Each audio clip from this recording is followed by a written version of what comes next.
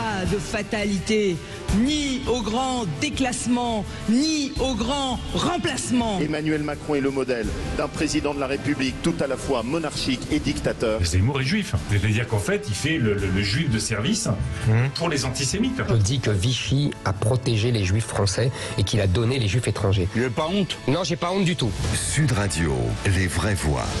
Le débat est ouvert. Dérapage à répétition depuis le début de la campagne, les derniers en date. Sandrine Rousseau qui compare Europe Écologie Les Verts, excusez du peu, au Ku Klux Klan.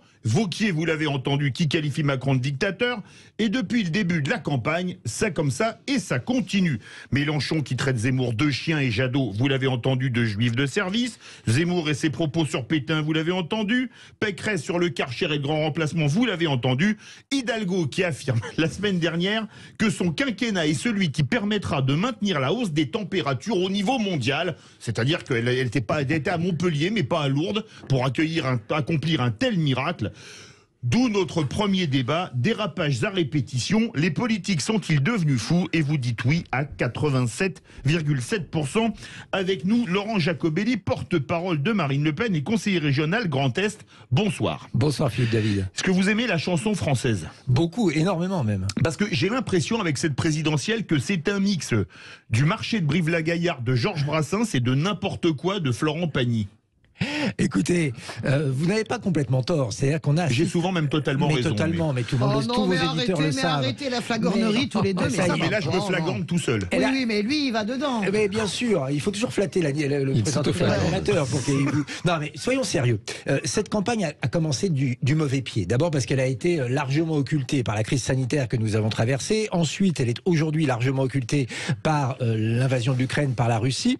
On a un président de la République qui se comporte comme si il y avait une reconduction automatique de son mandat, comme s'il n'y avait pas à faire campagne. Alors, il y a des gens qui ont du mal à se faire entendre, et pour se faire entendre, quand on a un programme bancal, quand on a le charisme d'une feuille morte, eh ben, il faut déraper pour se faire entendre, il faut crier plus fort que les autres, il faut avoir le mot qui dépasse. Ça attire les médias, ça attire l'attention, c'est les moyens d'attirer la lumière sur vous. Quand on voit une candidate peu sûre d'elle, qui n'a pas vraiment de programme comme Madame Pécresse, on comprend. Quand on voit Monsieur Zemmour qui veut se faire une place au soleil alors qu'il n'a pas vraiment de proposition originale, eh ben, on comprend aussi. Il crie pour se faire remarquer, et ça débouche sur des dérapages qui honnêtement ne sont pas à la hauteur du combat qui est le nôtre, parce que dans quelques jours on va devoir choisir entre deux civilisations, la civilisation mondialisée de Monsieur Macron et une volonté d'un retour au patriotisme, qu'il soit économique, civilisationnel ou autre, de Marine Le Pen. Et c'est ce vrai choix-là qu'il faut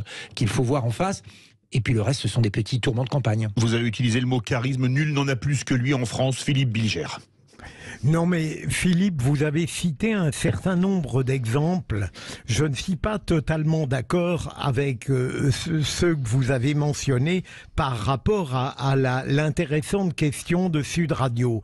Je ne placerai pas sur le même plan des idées qui peuvent apparaître fausses, outrancières, injustes, excessives, de la dénaturation et de la grossièreté du langage.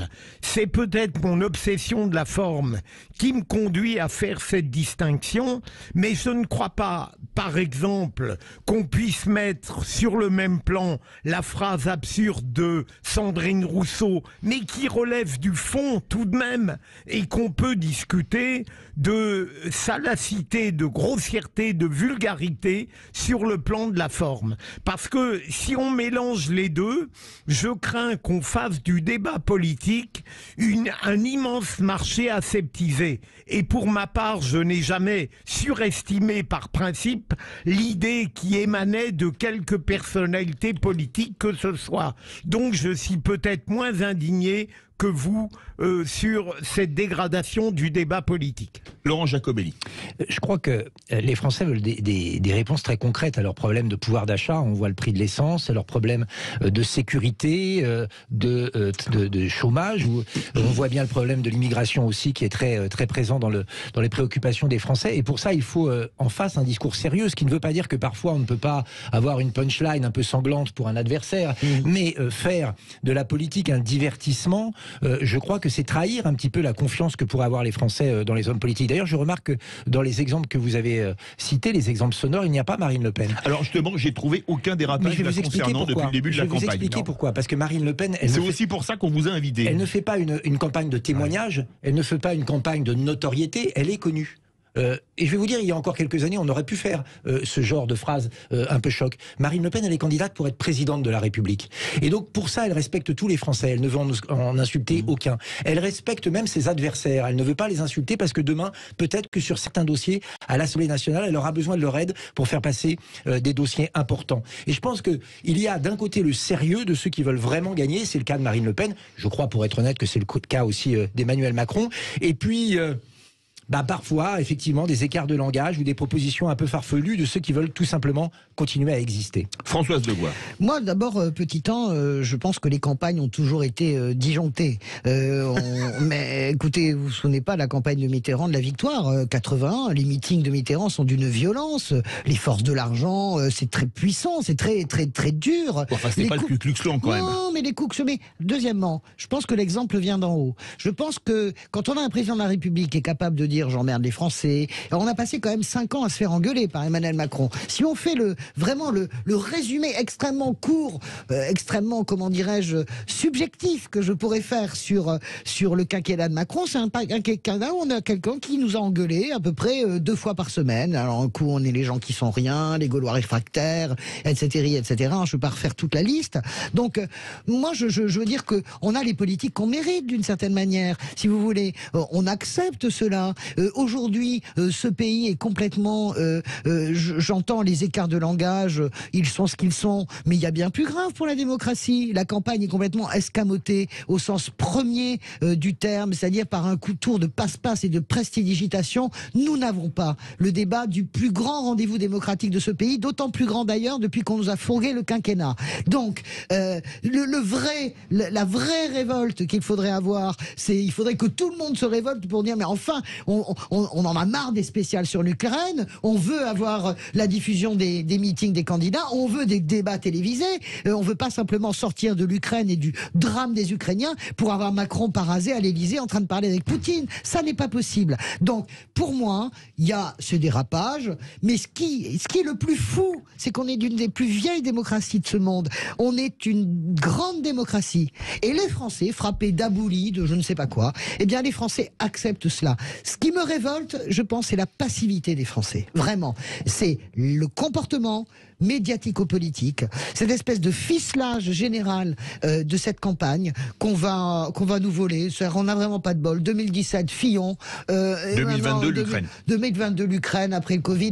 Objectivement, hein, franchement, c'est ça pour moi le plus grave. Le reste, c'est du pipi de chat. Laurent Jacobelli. Oui, pour rebondir sur ce qui vient d'être dit, et Philippe David, bravo, parce que je suis d'accord dans votre débat avec Madame Degois, et vous voyez, vous êtes capable de faire des miracles.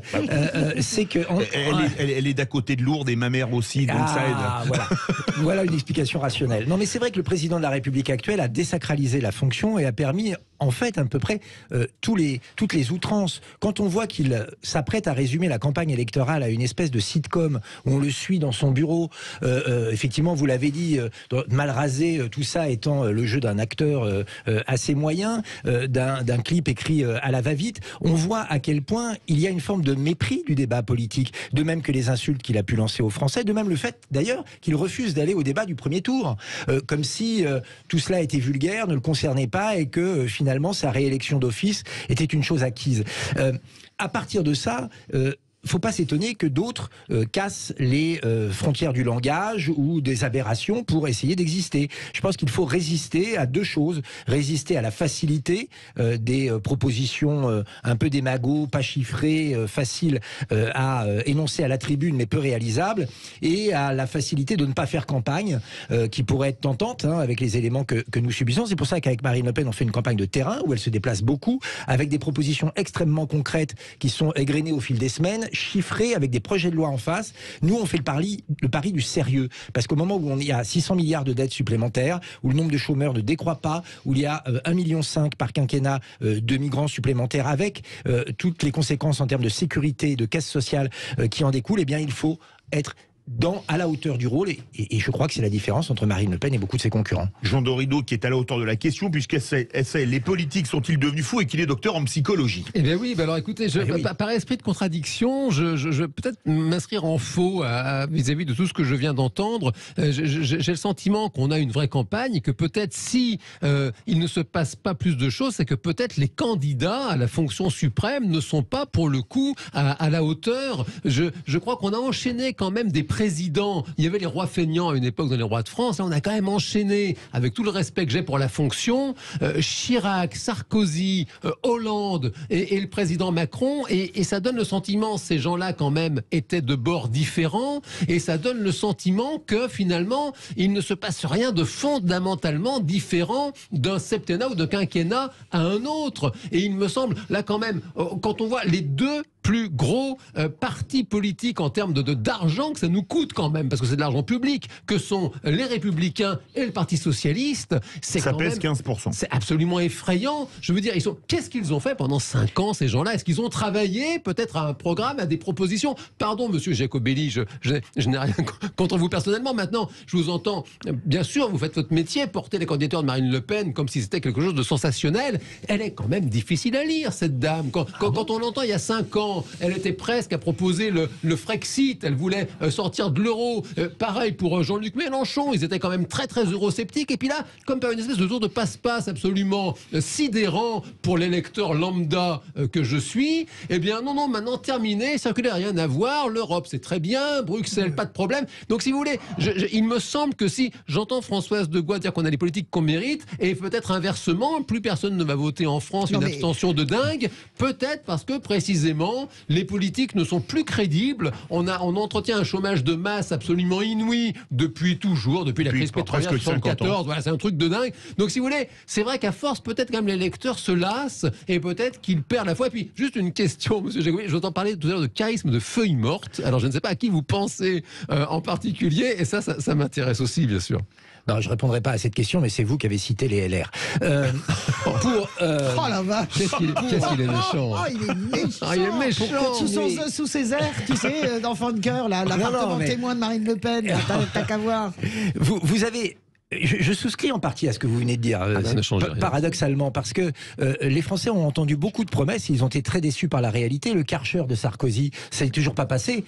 Il nous avait promis la sécurité, le contrôle de l'immigration, on ne l'a pas eu. Au contraire, d'ailleurs, il a réduit le nombre de policiers et il a ouvert les portes de l'immigration. Le président normal, François Hollande, a été tout sauf normal. Ça a été un président qui a manipulé, qui a peu agi, qui a, je crois, il n'a pas su manipuler ses députés. Déshonoré la fonction, malheureusement. Oui. Et le président de la République actuelle, qui devait faire une révolution, qui avait promis de ne pas toucher aux retraites, bon, on voit bien ce qu'il en a été. Il a divisé la France comme jamais. Donc qu'il y ait un doute, qu'il y ait une suspicion vis-à-vis du politique, vous avez raison, et je pense que ce désenchantement peut se voir dans les urnes. En revanche, vous savez, je crois que c'est un gage de sérieux que de pouvoir faire évoluer ses positions en fonction de la réalité. S'arc-bouter sur une idéologie, c'est ce que fait le président actuel en s'arc-boutant sur l'idée d'une Europe fédérale. Il s'arc-boute sur ce en quoi il croit et que les faits viennent contredire. Marine Le Pen, elle a évolué, vous avez raison, sur la question de la monnaie, l'euro, sur la question du Frexit, sur un certain nombre de questions. Pourquoi? Parce qu'elle a pris en compte les nouveaux éléments que la réalité lui imposait de prendre en compte. Et je pense que ça, c'est une force d'être au plus proche de la réalité quotidienne pour bien diriger un pays, plutôt que d'être prisonnier d'une idéologie quelconque. Philippe Bilger. En fait, je ne suis pas persuadé, mais ça résulte probablement de mon immaturité qui fait que j'attache trop d'importance à la psychologie et pas assez à la politique. Jamais trop à la psychologie. Je ne suis pas sûr que le fond des projets, leur imprécision, leur contradiction soit de nature à faire tomber le débat dans la chienlit. Pour répondre à Laurent Jacobelli, et je vais aller dans son sens, mais par un autre chemin. Je ne crois pas que ce soit la qualité du projet de Marine Le Pen qui fait qu'aujourd'hui on ne peut lui imputer aucun dérapage. Je crois que c'est probablement la seule personnalité politique à l'heure actuelle, parce que j'ai écouté tous les débats et j'ai eu le temps de le faire, qui fasse très attention à ce qu'elle dit et parfois elle a du mérite quand je pense par exemple à l'enfer médiatique qu'elle a vécu sur France 2.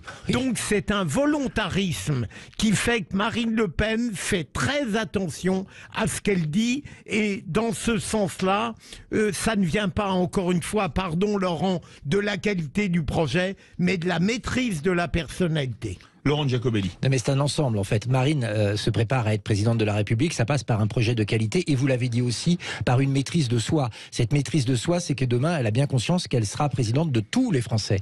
Ceux qui ont voté pour elle, ceux qui n'ont pas voté et ceux qui n'ont pas voté pour elle. Et c'est pour ça qu'elle doit être calme dans l'ensemble des situations. D'abord parce que je crois que c'est sa nature, qu'elle a beaucoup mûri, qu'elle prend les choses avec beaucoup de sérénité. Mais quand elle se fait littéralement agresser par des journalistes du service public, elle sait que derrière, il y a des téléspectateurs qui attendent ses réponses, qui attendent son programme, qui attendent d'elle une stature, un positionnement pour montrer qu'elle est prête. Et elle est prête. Elle est prête à être présidente de la République et je crois que ça transpire dans toutes ses interviews. Vous avez raison. Françoise Degois, très court parce qu'il nous reste 2 secondes. Je voulais juste dire qu'il n'y a pas de médiocrité de la classe politique sur la question de l'Ukraine, pour répondre à Jean Dorido. Vous écoutez, vous avez très bien vu le changement, par exemple, de Jean-Luc Mélenchon. Il a décidé, pour la dernière ligne droite, d'être le candidat de la paix. On peut critiquer Jean-Luc Mélenchon, on ne peut pas mettre en doute ses compétences sur l'international. Il a la vision qu'il a, etc.